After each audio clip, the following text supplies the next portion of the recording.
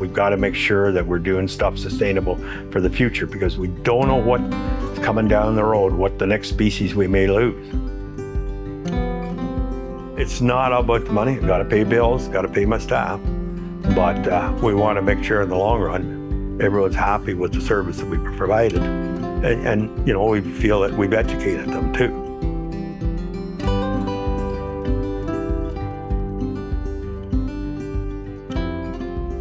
Hi there, I'm Greg Greer. I'm the owner of GWG Resources Services. We have been in this business for 25 years. Previous to that, I worked for the Minister of Natural Resources, Lands and Forests for 30 years. So I've been in forestry for 55 years plus. When I worked with Minister of Natural Resources, some of the services they used to offer landowners was tree planting and woodlot management and advice in forestry. And in the mid-90s, they got completely out of that, offering those services. So a bunch of us took an early retirement and started our own companies there, because there was a niche out there for marketing their woodlots and what was going on with their bush and that. So that was why I started the business here. It was just going to be a part-time job, but turned into a full-time job. Hello, my name is Daryl Greer, forestry consultant for GWG Resource Services. Started working with GWG back around 2001. Tree marking company was founded by my dad, Greg Greer. One of my main jobs in this business is tree marking for private landowners, conservation authorities, other private groups, as in Nature Conservancy of Canada, tree marking in Southern Ontario. It's had its ups and downs over the past 20 years since I've started. We've had lots of issues, either with diseases, pests brought into Ontario. Pretty much any tree will get it. This is Nectaria canker. It's a spore-producing disease, so it's a mushroom that flows and lands on another tree with an open wound, and it gets it. So a tree like this is going to be marked. Whether it leaves the woodlot or not, it doesn't matter. It's like a mushroom. Once the tree's cut down, the spore dries up, and that's good. I've got a Nectaria canker tree here I can spot. This is going to be the first tree I'm going to mark. So this is a disease. There's their spore. That's where it produces spores, down here. It's low to the ground, so it's not as bad as the one higher up. So this is just being tallied for firewood or pallet material. There'll be no pallet, it'll be firewood or cut down. / always a stump mark. Stump mark is a control way, a way you can tell if that tree was designated go. All counties require 2 marks on each side of the tree and a corresponding stump mark. Okay. So here on firewood pallet, I just measure diameter, do a dot tally, and when I type the numbers into my computer, it gives me the estimate number of cords in those marked trees. Another little canker. Not saying that this is going to be cut, but that's just showing if the landowner's out and he's got his chainsaw, cut those down. So when we get contacted by a landowner, and you sort of screen the landowner when you're talking to them to find out, you know, when was the woodlot last logged. It's very important that we get out to meet the landowner and walk the property with them. Then you got to find out what the objectives of the landowner is. Like some of them, it's just straight money, but some of them, they want a good managed woodlot, a healthy woodlot, something that's very diverse. It's got as many species as possible. You then collect data in the woodlot. You do about a 5% sample through the woodlot to see what species are there, what the health is, what the size is, and based on what the landowner's objectives, then you come up with a management plan or a marking plan. There. So we're sitting approximately right up this little jog here. The darker areas you see, those are usually wetter areas, where the higher, drier areas are your higher soils, hard maple, etc.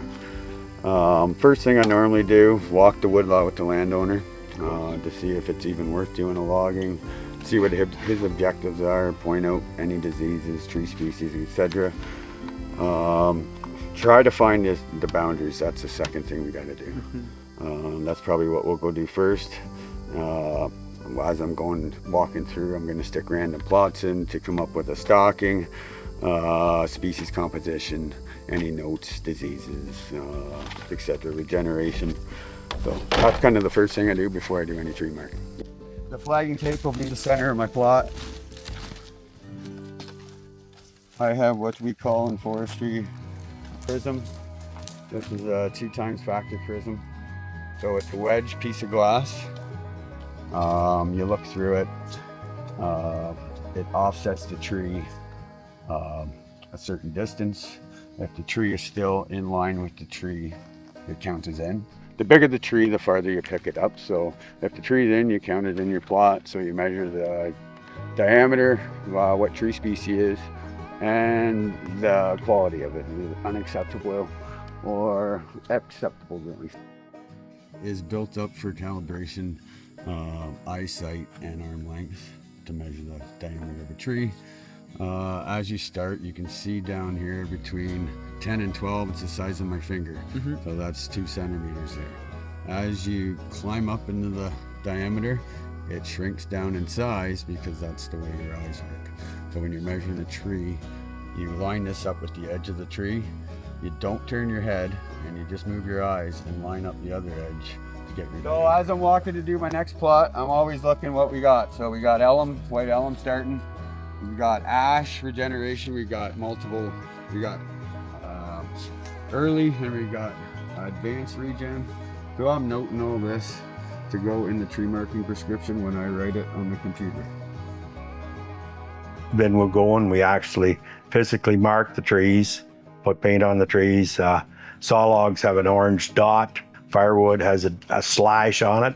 Also, there has to be a stump mark put on. That's your control mechanism.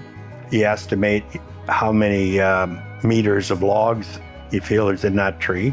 And then it comes back to the office. We give it to our office manager, who in turn puts it in the computer to come up with the volume. And then you give that to a landowner with an upset price. This is what we call an upset price based on our knowledge, the quality of the trees we saw, what we feel it's worth. That's one thing that we do whenever we meet them initially. We take the aerial photo out of their particular property. Now, granted, they're only aerial photos, but it does give you an idea where the property boundaries are. And all of a sudden, if you don't get that right, trees can all of a sudden become awful expensive if you take a neighbor's tree. I see a red mark on one tree in there. And he wasn't sure what the red marks are. Red marks are usually boundary lines. So I'm always looking on the ground or in trees for any old wire, strands of wire. But it depends who owned the property. Was it, if he owned both properties and it wasn't pasture, there's a good chance there wasn't any. It all goes back to that initial visit. Whenever you're walking around with a landowner, their objectives, but you're looking to see what's in that woodlot.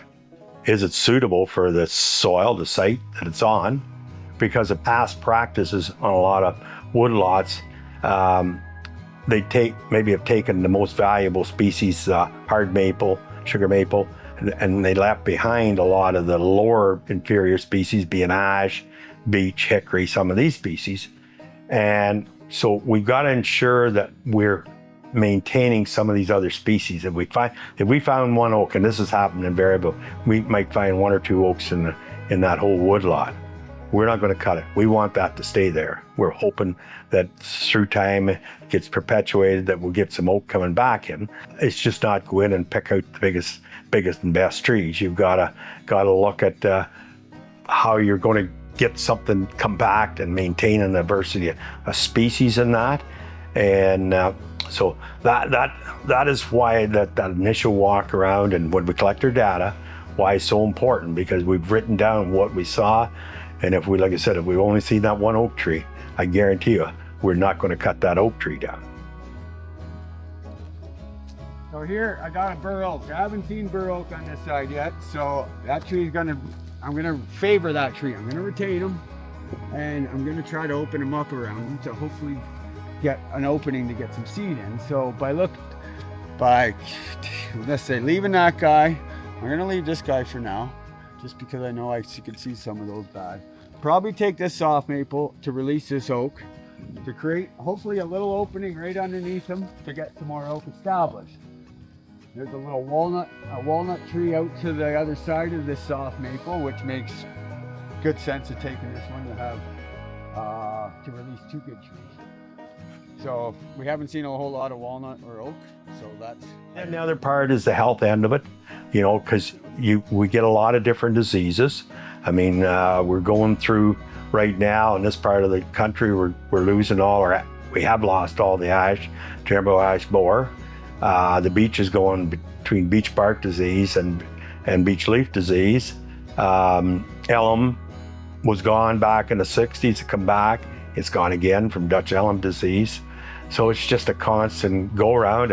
And the next big fear we have is we've got oak wilt. And it has been found now in Ontario. It has been in Michigan for years, but they have found it here. We have to be certified tree markers. So you have to renew your license every 5 years. And I used to be a teacher up in Dorset with when I was with the ministry of teaching tree marking, was to look for wildlife attributes. And that could be cavities, it could be snags, it could be stick nests, anything that wildlife would use. I'm starting to mark here, so blue W. So normally I put my paint marks in one direction. The direction is normally the way I'm going, so I can look back and see the tree that I marked. Because if I'm going that way and I put my paint that way, I don't see my paint. So I'm gonna be going probably west to east. So I want to put my marks north to south. Opposite direction you're going. So W means wildlife. So he's got cavities. More nesting than anything, or escape. The one is got a big old hole in him. I don't think there's going to be any product in him. He's probably going to snap off about sometime, but in the meantime, he's going to provide habitat for wildlife. Probably maybe some bees may build a nest in him. So I'm just going to throw another blue W on this guy and just retain him for wildlife. Normally we like to keep anywhere from 1 to 2 trees per, I'm going to say, hectare for wildlife if available. If you have them, but sometimes it's hard to find wildlife trees. Sometimes they're a dime a dozen. A lot more of our landowners are a lot more aware, you know, media, internet, all that type of stuff. We've got the Ontario Woodlot Association. Down here we have the Elgin Middlesex Woodlot Association. They're all affiliated with the main office of the Ontario Woodlot Association. So we have a lot of members that do have woodlots, and they're members of ours, so we get them out in field days to show them some of this stuff. So we're trying to educate people, and that besides what's, you know, they get off the internet and that, and of course it's a lot of education has happened now with the younger groups in public school and elementary or secondary school that are being taught some of this stuff. So they bring some of that information home to their parents, and so that all helps. You know, like we do tours and that type of stuff. Not like the ministry used to do a lot of tours, and of course they're not there anymore, but still woodlot associations and Forest Ontario, some of these organizations, they have marathon type things. So they are getting more to the grassroots and that. So that's helping, because I can tell you there's nothing better than a young child talking to the parents, and you know, so they help us a lot. We're the go-between between the actual landowner and the industry. Problems we have in this industry is miscommunication. Landowners think that because they have to pay a forestry consultant to mark the trees, they're not going to get the value they're going to get if, let's say, a logger marked the trees. Well, if a logger marks your trees, you're only getting one price from that logger. You're not getting multiple offers. Where a consultant marks your woodlot and he tenders it out, he's sending it to multiple buyers that we may get multiple offers. So we've had cases where we've had woodlots with 10 bids on them. We've had $20,000 to $40,000 difference between the highest and lowest, sometimes even more. Last one, for instance, we had 10 bids on it. The highest bid was 108, and the lowest was 62. So if the landowner went with the 62, he would have been out 50 some odd $1,000. So you need to get multiple offers, and offers on the same trees, because if you have 3 loggers in your bush, good chance that they're not marking all the exact same trees. So with a consultant, everyone's bidding on the same tree. It's marked under good forestry, and it's marked reasonably. Logging normally on a bush like something like this has been managed, you're doing a 10 to 12 years. Logger marked, you're looking anywhere from 25 to 35 years, because when the logger's marking it, he's taking the big trees and the best trees, where a consultant is taking your diseased trees, unwanted trees, trees that aren't going to be there for the future, and trees to space out other ones for the future. Where a logger can't legally mark small trees, a forestry consultant can. There's some things I always want to make sure people understand, and not when we're out there, that's the biggest thing is communication with these people, and I'll be honest, like the hardest people we deal with is farmers. Oh, yeah. Because they hate to spend a nickel, to save a dime, as the saying goes. We try to make them aware that managed and right, that's going to be, if you've got a young family, by the time it's ready to cut again and they're maybe ready to go to university, there's some money that'll be there for you. It's an investment in that. When you get 2 or 3 different companies coming in, they'll all mark different trees. And there's nothing about the health of the woodlot or anything. It's just they're taking what they want. And now we do have bylaws. Most of the counties have bylaws. There's a few that don't across the province. And so basically you have to get a permit, before you can actually physically cut the woodlot. And but in some cases they just charge ahead and not do it to get the permit and not. And sometimes they get caught, sometimes they don't. This was a major issue back in the 70s and 80s and 90s, even in around 2000. And then I think the democratic people that were doing it, media, all that has changed people's thoughts. And so more people look at the value of their woodlot now than what they did 15 or 20 years ago. When we tender it out, we get multiple bids. So like I said, you're getting multiple offers.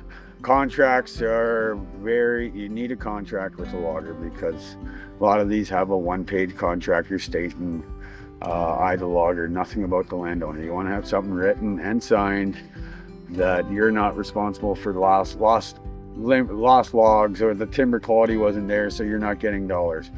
You're normally paid up front or you are paid up front before any logging happens when we do it, where some of these loggers do a 40-60 deal or blah blah blah. So how do you know you're getting fair market value if you're just trusting the logger? And with younger loggers, they're becoming more aware of that all right, they're going to be in this business in 10 years. If they start cutting every bush heavy, there ain't going to be nothing here in 10 years. But if they do it manageably, like we're doing it, and they're still around in 10 years, good chance that they're going to have some decent woodlots to cut. It's tough to get loggers to recognize that, because they think about today and that's it, and the almighty dollar. The one big thing, see, there's still a few loggers, what would I call them? Well, they're not affiliated with anyone, but they're not really what you call good loggers. They're just out there. It's the only thing that they can try to make some money at, but shysters, I think we'd call them, and they'll come in a lot of times and want to see a person's woodlot, and and sure, go ahead, and of course they'll come back and they might offer. And this is a real example. We had a case there, it was quite a few years ago, that the one guy came in and offered him $5,000 for the trees. Well, the landowner said, no, that doesn't sound enough. So a day later, another guy comes in, offers $10,000. Well, it turns out these two were partners.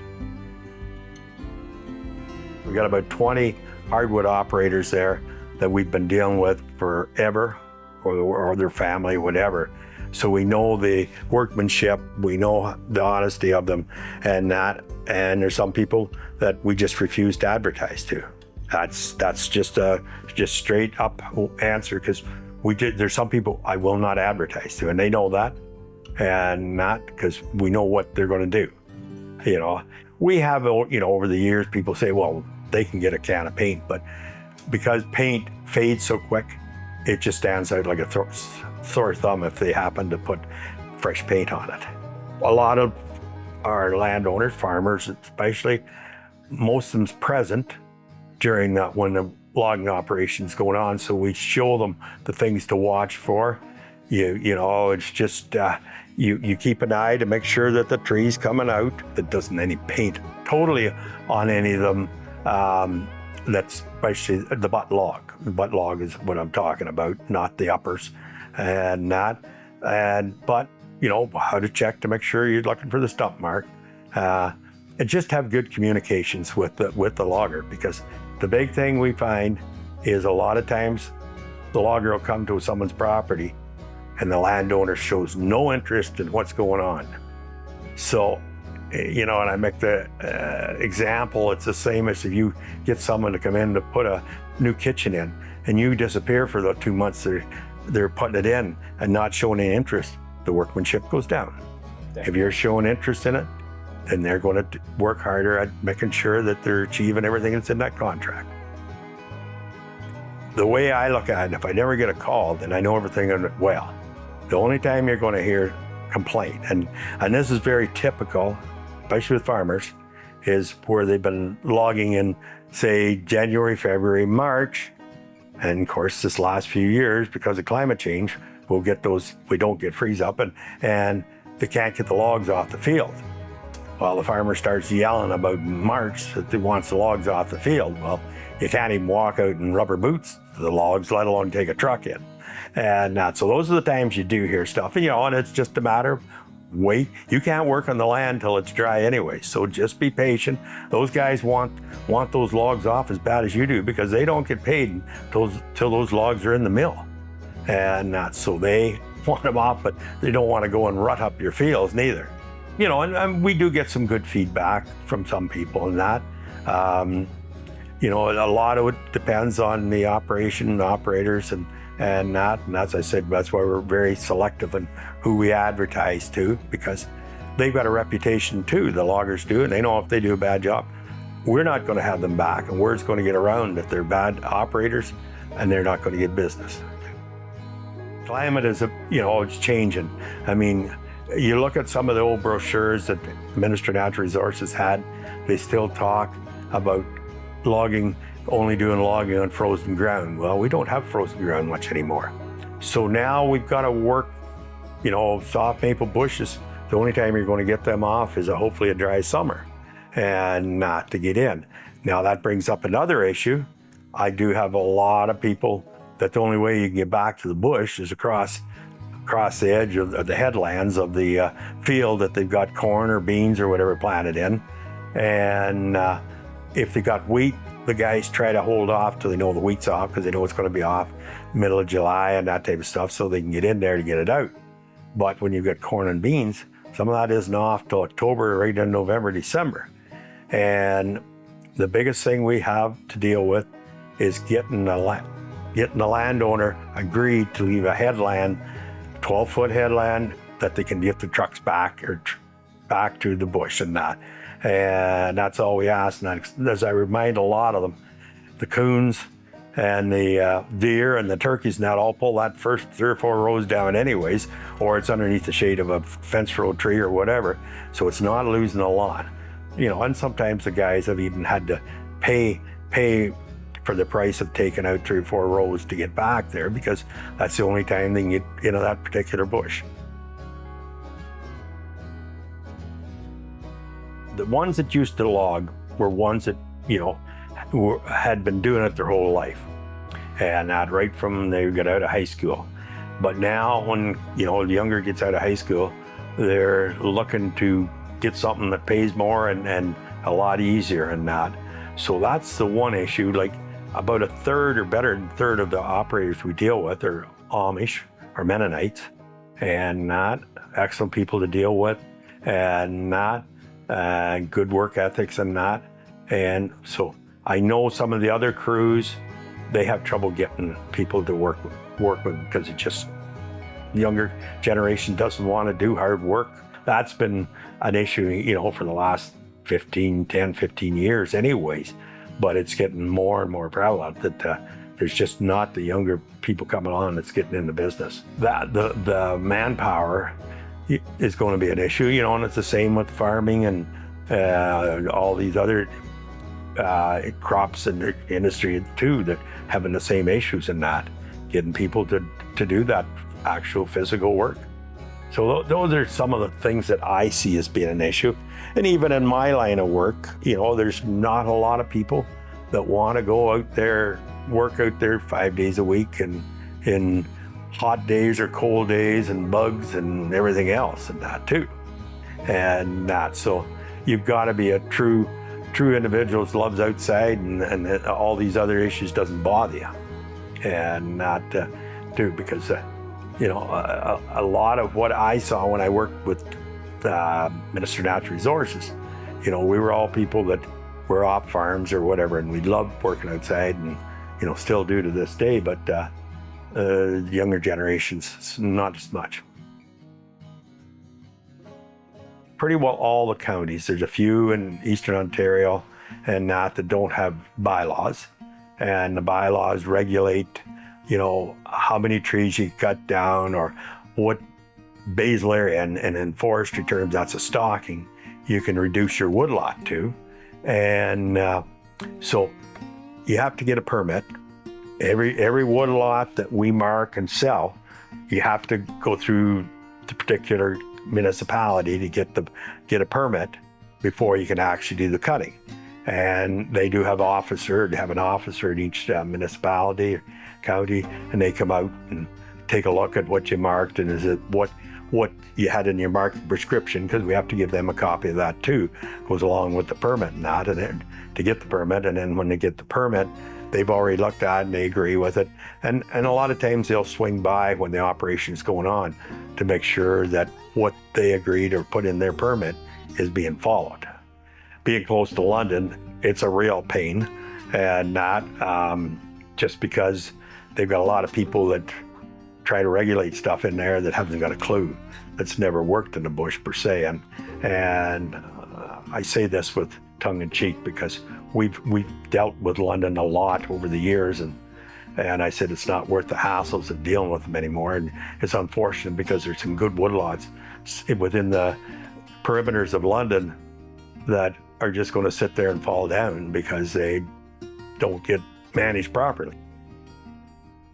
So that's the big thing. I think people have to know that yeah, it's your woodlot is regulated. It's because you own it. Doesn't mean you can go in and cut some firewood down for yourself. But as soon as you start selling anything, you have to have a permit. And and we still get the odd person that's retired or whatever that want to log the bush themselves. And I usually try to talk them out of that, because I think about maybe in the last 25 years, I know of 3 that successfully done it. And not because I make them aware they haven't got the safety training to start with. They don't have the equipment. Tractor is not the thing that you take into a woodlot. A skidder is made to go in a woodlot. Everything's protected and that, because I've seen tractors when people take the tractors in there, and next thing a stick's gone up and knocked up through the oil pan and big hole in the oil pan because they don't have a plate underneath. There's all these things that skidders are designed for. And as I tell people, that chainsaw just doesn't stop when you yell whoa. Every year there's 1 or 2 loggers getting killed. It starts with our office manager. Dana deals with a lot of them right when they call in to start with, to explain what the business is about. We're a family company, and we take pride in our work, And the other thing, I never have been big on signing contracts, that we'll do this, and it's going to cost you this and this. I'll give them the brochure, give them a handshake, and I'm happy with that. Like I said, it's communication, I think, as much as anything. I get a lot of calls all the time, people just looking for advice. And, I wanted to make sure people understand our business is not just about tree marking. That's only one of the phases that we do. We just finished last 3 months we've been going hard doing 50 management plans for people to qualify for the Managed Forest Tax Incentive program. So it's another option first, or another opportunities first to get out there and help educate people. And invasive species is a major thing that we deal with now. Whether it be buckthorn or whether it be garlic mustard or dog strangling vine, all these type of stuff. And if nothing else, we get out and help people to identify and make people aware that they've got issues. And if they can't take some action, that someday that bush isn't going to be there. It's going to be all just invasive species. This is that spice bush I'm talking about here. It's very brittle. You break it, but as you can see, it covers the whole understory in a lot of areas. The head, you can cut it and it just suckers back. Another invasive we have in our woodlots is European buckthorn, which this is here. European buckthorn is a highly invasive species in woodlots. It's a nuisance. It produces a berry, which the birds aren't fond of, but they'll eat it when they're hungry, and it's a laxative, so they eat it and poop out the seed, and then you got another buckthorn coming along. I like to think we, spend a lot of time educating people too. Yeah, so I think that's the rewarding thing is I said you're not going to get everyone, but if you even get a small percentage, you'd like to think that has some impact down the road for the future of the environment of our woodlots. I always tell people, whether you're having us mark your bush, or whether you're having someone else mark the bush, or whether you're just selling it to someone come in off the road, do your due diligence. Don't just accept that first bid you get. Get references, and that we usually recommend. We get some people that don't want to spend the money to have us do it marked and all that, do the marketing, advertising, and that. So I tell them at least get 3 different people in, 3 different offers. And I said, make sure they give you a list of what trees that they're going to take out. Because we've been in bushes where you'll have about 5 different colors of paint in there. So each one signifies a different buyer was in there. And I said, you got to have an idea, because I'll get a lot of people call me up and said, well, Mr. Jones offered me $10,000. Is that a good deal? Well, the first question I'm going to ask you, well, what did you sell him? What did he take? Well, you don't know. How much volume? Don't know. I said, how do you expect me to give you an answer to that? I said, you've got to have hard-coded facts that, what were they taking? And not, these are kind of things, doing your due diligence. And I said, the references, definitely get references. Not because even we'll get a lot of, because I said, I have our own list of people we deal with. Been dealing with them for 20 plus years, most of them. And we know the kind of work they do. And we can take someone and show them a bush that the particular individual has done. But I said, you gotta make sure if you're doing it your way, that you get this type of stuff, because I said, otherwise you probably will get scammed. But forestry's not short term, it's long term. Because I've been marking trees now for 22 years, and I'm getting back to woodlots the second and third time. And the second time, the first harvest you're taking poor quality trees, disease, unwanted species. The second harvest, you're not taking as many trees, but they're higher quality trees, higher quality value, species, and footage per tree. Third harvest, same thing. So the more managed harvest you do, the higher quality tree production you get. So good chance of this tree down the road, he may be a $3,000–4,000 tree if nothing happens to him and walnut stays hot again. It still stays a good price. All right, so that's off maple. We get the permit, and we do up a contract. We do a contract between the landowner and the logger, and that. And whenever the logger signs the contract, they pay a bid deposit. And I really stress that because we've had a lot of cases where it wasn't dealt through any of us or any other consulting company, but where they've signed a contract with someone out of the blue, and they'll put in there, they'll pay you when the last log leaves, and the last log never leaves, and you don't get paid, and that stands up in court. We have to ensure that everything's done by good forestry, and that one book there. These are our Bibles. This is the Silviculture Guide for Southern Ontario, and that talks about all the different ways how you deal with an oak wood lot versus a maple wood lot. You don't deal in the same. This is our tree marking guide. That's part of what our training is all about. Whenever you take the marking course to begin with, and then when you do the refresher every 5 years, it's sort of in here laid out all the different steps of. It's sort of condensed of the silviculture guide is what's condensed. You know, what wildlife species or trees you're looking for, how you're going to manage a hardwood bush versus an oak, because you don't manage them all the same, because we get into what's called shade tolerances.